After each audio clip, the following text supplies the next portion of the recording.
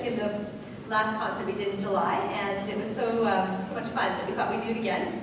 And I just wanted to give some thank yous first. I want to first of all thank the Crossroads Community Church for offering us this beautiful facility. They just renovated this summer, so we're very fortunate to have nice new seats and new decor, so thank you very much to the church. I also want to thank Ward, who is absolutely awesome. He's the man back there who's making the sound go up and down. So Ward is the sound magician, the sound guy. He can make the magic happen, and we are very thankful to him. I also want to thank Cecilia, who is our accompanist, and I'm not sure where she is, but I hope there she is. Thank you for showing up. And we really appreciate Cecilia and her talents, and also she's going to have a very special for us later on tonight with Katie.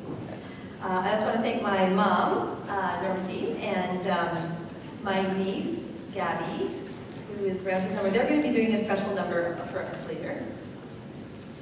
They came all the way from Falkland and Kelowna, so welcome to them. I also want to thank Brian, who's been running around like a chicken with his head cut off.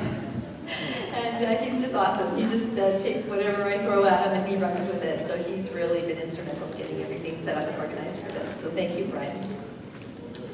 And I want to thank the Nicola Valley Theatre Society. We are just so fortunate to have these people working for us to bring a beautiful theatre into Merritt. I know it's going to happen, and I'm very excited to see that. And we just so appreciate all of their efforts. They are wonderful people, and we're very, very lucky to have them here at Merritt. So thank you to all of the people working towards this wonderful goal.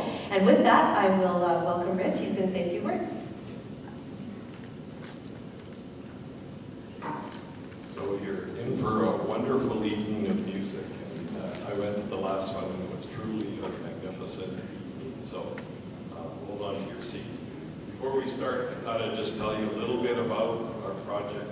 This is the Nicola Valley, a little closer, okay, so this is the Nicola Valley Community Theatre, and it's about 14,000 square feet, and this is sort of the inside of it, but there's 3 100-seat movie theaters at the front of the building, and this one now, the architects found 25 more seats, so it's about a 275 performing arts theater, and that's sort of the key thing that we're after, is to get that. And the job of these movie theaters, because we have no movie theaters, we have no auditorium space in our schools, and so the theaters will supply the money to keep the performing arts theater going.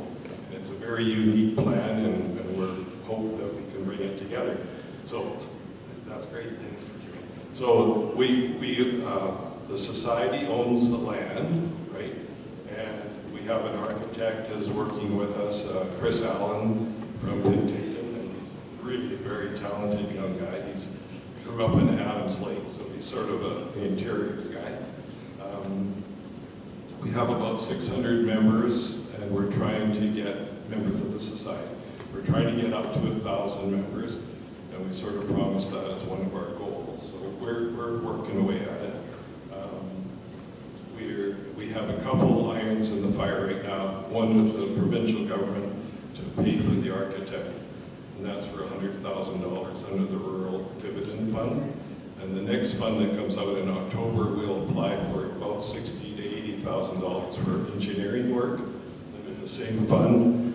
And we're beginning discussions with the federal government under Cultural Spaces Plan, and that plan could contribute, we're just in the beginning stages, but it could contribute up to $1.15 million towards the big theater here.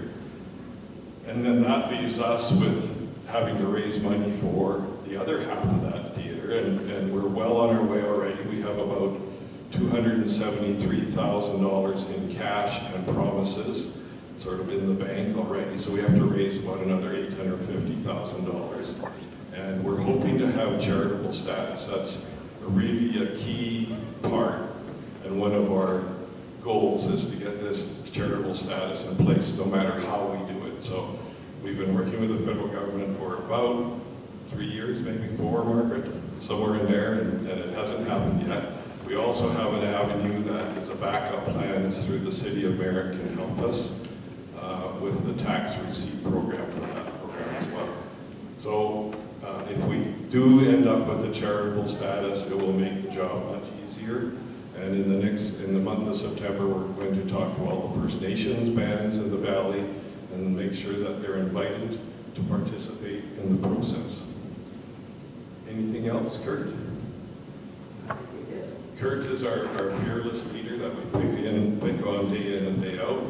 Dr. Margaret Carlson is our treasurer. We have David Brown. We have Clara Norgard, and you got 5 directors out of about 8 here tonight.